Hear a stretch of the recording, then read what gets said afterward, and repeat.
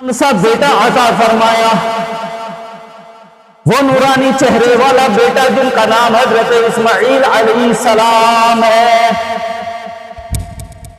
حضرت ابراہیم علیہ السلام کو اللہ رب العزت نے ایک بیٹا عطا فرمایا جن کا نام حضرت اسماعیل علیہ السلام ہے۔ حضرت اسماعیل علیہ السلام سے حضرت ابراہیم علیہ السلام بے انتہا محبت کرتے ہیں، اور ایک والد کو اپنے بیٹے سے محبت ہوتی ہے اور ہونی بھی چاہیے۔ اللہ اکبر! جہاں ادھر محبت کا معاملہ بیٹے کے سامنے آتا ہے کہ حضرت ابراہیم علیہ السلام کو اپنے بیٹے سے اس قدر محبت ہونے لگی ہے کیونکہ 70 سال کے کہیں بعد میں، 70 سال سے بھی زیادہ وقت کے بعد میں اللہ رب العزت نے، پروردگار عالم نے حضرت ابراہیم علیہ السلام کو ایک بیٹا عطا فرمایا۔ اور جو بیٹا اتنی دیر سے ملا ہے، اتنے سالوں کے بعد میں ملا ہے، تو حضرت ابراہیم علیہ السلام کو اپنے بیٹے سے محبت ہو گئی ہے، اور ایک باپ کو بیٹے سے محبت ہوتی ہے۔ اللہ کو ادھر حضرت ابراہیم علیہ السلام کو پتہ یہ چلتا ہے، یہ لقب حاصل ہے۔ اللہ رب العزت حضرت ابراہیم کو اپنا خلیل پکارتا ہے۔ ابراہیم میرا خلیل ہے۔ ہم جو قربانی کرتے ہوئے نظر آتے ہیں، سنت ابراہیمی پر عمل کرتے ہوئے نظر آتے ہیں، اسے سمجھ لیجیے۔ ہم جو قربانی کرتے ہوئے نظر آتے ہیں، قربانی کر رہے ہیں، قربانی ہمیں اور آپ کو کرنی چاہیے، لیکن قربانی کا طریقہ کون سا ہونا چاہیے؟ میں آپ کو یہ بتانے کی کوشش کر رہا ہوں۔ اگر سمجھ میں آ گیا تو یقیناً ہماری قربانی رب تبارک و تعالیٰ کے بارگاہ میں قبول ہو جائے گی، اور یقیناً ہم جو قربانی کر رہے ہیں، ہم جو اپنا مال خرچ کر رہے ہیں، رب تبارک و تعالیٰ کی بارگاہ میں اسی غرض سے کر رہے ہیں کہ اللہ رب العزت ہمارے مال کو اس قربانی کی طرح سے لے کر کے اللہ رب العزت اسے قبول فرمائے۔ قربانی کرنا کیا ہے؟ قربانی کو سمجھ لیجیے۔ قربانی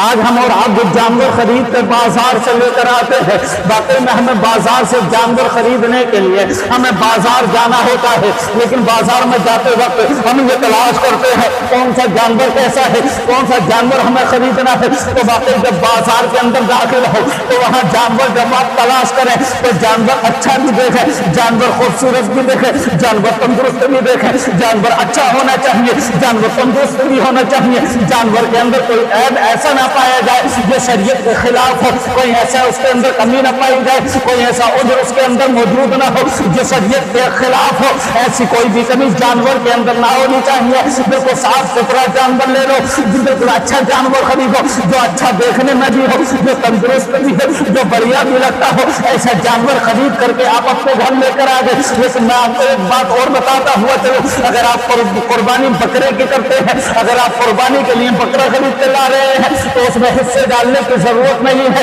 اور اس میں حصہ نہیں پڑے گا۔ صرف ایک بکرا کی قربانی ایک شخص کے نام سے ہوگی، اور اگر آپ کوئی بڑا جانور خرید کر لاتے ہیں، کوئی بڑا جانور خرید رہے ہیں، تو پتہ یہ لگتا ہے جیسے آپ نے بکرے کے بعد میں کوئی بڑا جانور خریدا ہے۔ آپ نے اگر کٹڑا خریدا ہے، آپ نے اگر پڑا خریدا ہے، آپ نے اگر اونٹ خریدا ہے، تو ان بڑے جانوروں کے تعلق سے آیا ہے کہ آپ 3 حصے بھی کر سکتے ہو، اس میں 5 بھی کر سکتے ہو، اس میں 7 حصے بھی کر سکتے ہو، لیکن حصوں کا معاملہ بھی بڑا الگ ہے۔ لیکن جب حصے دار آپ تلاش کرو تو حصے داروں میں یہ دیکھ لینا کہ حصے دار آپ کا ایسا تو نہیں ہے کہ جس کی نیت میں یہ ہے کہ میرے پاس میں جو آنے والا ہے وہ تمام گوشت میں لے لوں گا۔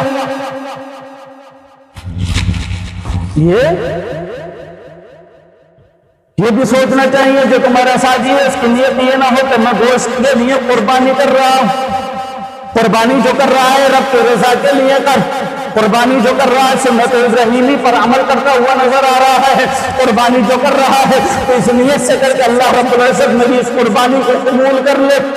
گوشت کے لیے قربانی نہ کر، کیونکہ کچھ لوگوں کی نیت اس طرح کی ہوتی ہے کہ اتنا بڑا جانور خرید لینا جس سے میرے گھر اتنا گوشت آ جائے تو میں اپنے گھر بنا کر کے پیٹ بھر کے کھا لوں۔ اے میرے بھائی سن، ایک بات تجھے اور بتا دوں، جب تو قربانی کر رہا ہے، جب قربانی کرنے کی طاقت تیرے پاس ہے، جب قربانی کے لائق تیرے پاس مال ہے، تو پتہ یہ لگتا ہے تو قربانی کا گوشت بھی کھا سکتا ہے، اور بعد قربانی بھی تو گوشت خرید کے کھا سکتا ہے، اور قربانی سے پہلے بھی تو نے گوشت خرید کر کھایا ہو گا، لیکن یہ خیال رکھ ان لوگوں کے تعلق سے جن کے گھروں میں پتہ یہ لگ رہا ہے کہ قربانی سے پہلے مہینوں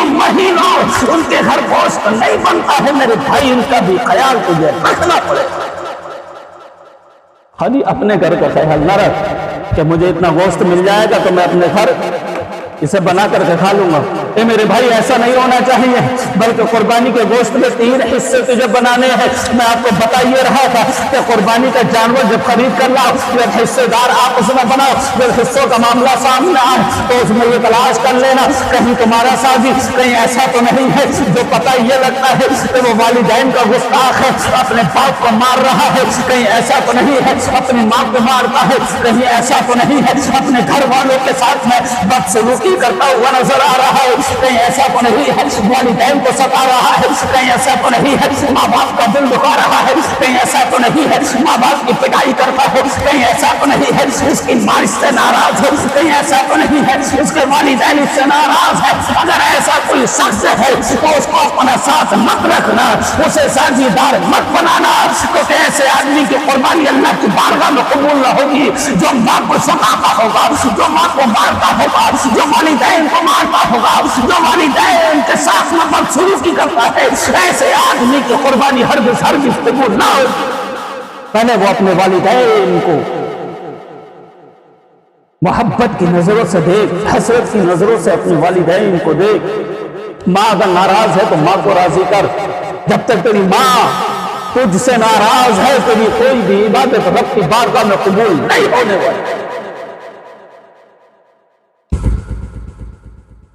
اب ہمیں دیکھنا یہ ہے کوئی حصے دار ایسا تو نہیں ہے جس کا بیاج کا کاروبار ہے، کوئی حصے دار ایسا تو نہیں ہے جو شرابی ہے،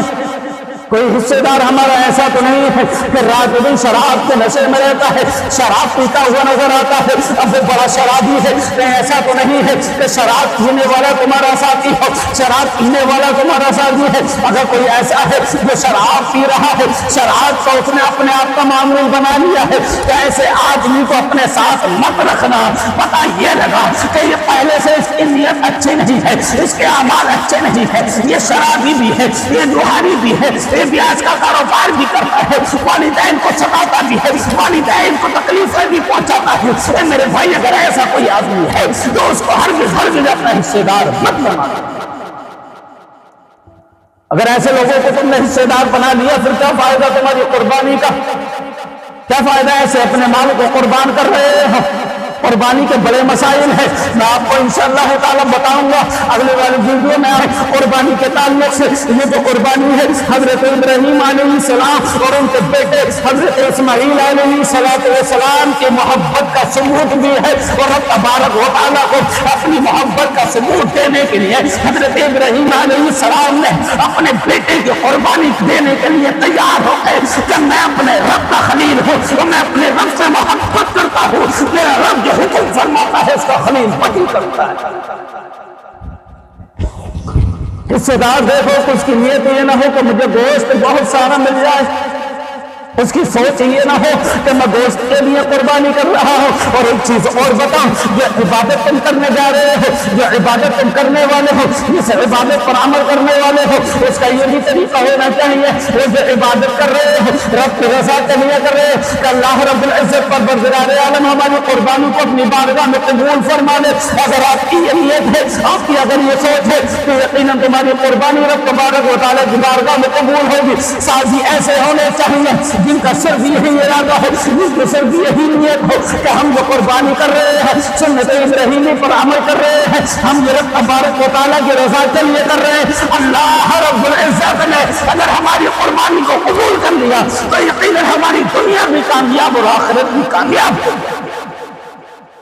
ہمیں اس لیے یہ قربانی کرنی ہے، اس لیے ہمیں سازی دیکھنے ہیں کہ وہ اس طرح کے ہونے چاہیے۔ کسی کی نیت یہ نہ ہو کہ مجھے بہت سارا گوشت مل جائے، کسی کی نیت یہ نہ ہو کہ پائے میں لوں گا، کسی کی نیت یہ نہ ہو کہ یہ حصہ میرے حصے میں آ جائے۔ اے میرے بھائی قربانی گوشت کے لیے نہ کر، بلکہ رب کے حکم کی مان، رب کا حکم مان لے، قربانی رب کی رضا کے لیے کرو۔ میرے بھائی ایک بات اور بتا دوں کہ قربانی کا گوشت تیرے گھر آ جائے تو یاد رکھنا اس گوشت کو اکیلا مت کھا لینا۔ کچھ لوگ تو اس طرح کے ہیں دنیا کے اندر تو گوشت آ گیا، بولے اپنے گھر کے نپٹا لیں گے، اپنے گھر میں نبٹ جائے گا سب، کیا کریں گے؟ ہاں اگر تیرے گھر میں اتنے لوگ موجود ہیں کہ تو اپنے گھر میں نپٹا لے، یہ بہت اچھی بات ہے، اچھی بات، استعمال کر، تو نے قربانی کی ہے تجھے ملا ہے، لیکن میرے بھائی یہ بھی خیال رکھنا، یہ بھی تیرے اوپر حق ہے، ان غریبوں کے گھر گوشت پہنچا دینا جن کے گھروں میں مہینوں کے حساب سے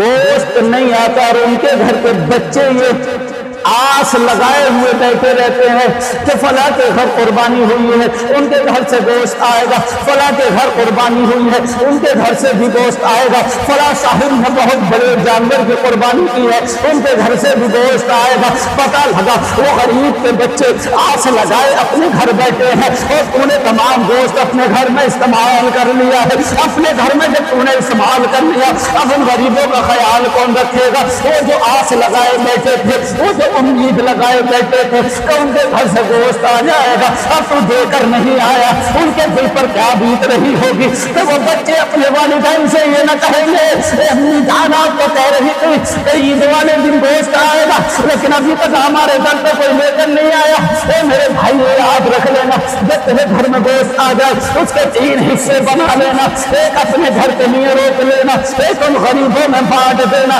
ایک اپنے رشتے داروں میں بانٹ دینا، ان جگہوں پر دے دینا جہاں اس کی ضرورت ہے، جہاں ضرورت پیش آتی ہے۔ اے میرے بھائی اس موقع پر، عید کے موقع پر، عید کے ضحیٰ کے موقع پر تجھے ان غریبوں کا خیال بھی رکھنا ہے، اور ہو سکے تو ان غریبوں کے یہاں پر جن کے یہاں گوشت پہنچایا کرو نا، یہ بھی دیکھ لیا کرو کہ ہم نے گوشت ان کے یہاں پہنچا دیا ہے، ان کے گھر اسے بنانے کا سامان بھی موجود ہے یا نہیں ہے، مرچ مسالے ان کے گھر موجود ہیں یا نہیں ہے۔ کچھ ایسے بھی غریب لوگ، کچھ اس طرح کے غربا لوگ ہماری بستیوں میں رہتے ہیں جن کے یہاں پر مسالے بھی مکمل نہیں ہوتے۔ کیا ہی اچھا ہوگا کہ جب تو ایک تسلا بھر کر اس کے گھر گوشت دینے جائے اور اس پر 100-200 روپے اور رکھ کر کے دے دو کہ لوگ اسے آپ بنا کر کھا لینا، تو باقی بڑی خوشی اسے بھی ملے گی کہ میرا بھائی دیکھو کتنا اچھا ہے کہ گوشت بھی دے کر گیا ہے اور ساتھ میں پیسے بھی دے کر گیا ہے، یہ دیکھو کتنا بھلا آدمی ہے کہ اس نے گوشت بھی پہنچایا ہے اور مسالوں کے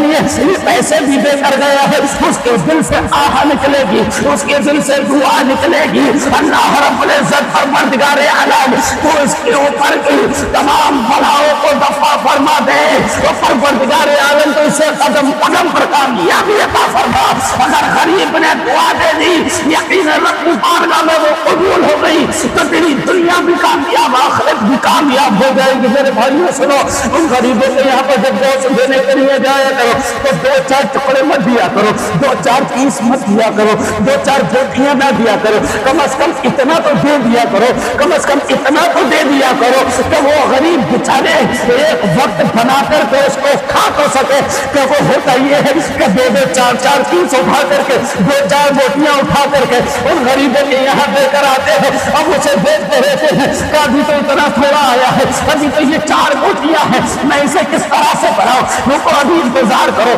کسی اور کے گھر سے آئے گا، جب زیادہ اکٹھا ہوگا تب بنا لیں گے، جب بنانے کے لائق ہو جائے گا تب اس کو بنانے کے لیے رکھ دیا جائے گا۔ اب وہ بیچارے انتظار کر رہے ہیں، صبح سے لے کے دوپہر ہو گیا اور دوپہر سے شام ہو گئی ہے لیکن ابھی کوئی لے کر نہیں آیا ہے۔ اے میرے بھائی وقت سے ان کے گھر پہ گوشت پہنچا دو تاکہ وہ بنا کر کے اپنے بچوں کو کھلا بھی دے، اور جب گوشت پہنچانے جایا کرو تو ان سے یہ بھی کہہ دیا کرو کہ آؤ کھانا بھی تیار ہونے والا ہے، آپ کھانا بھی کھا لیا کرتے۔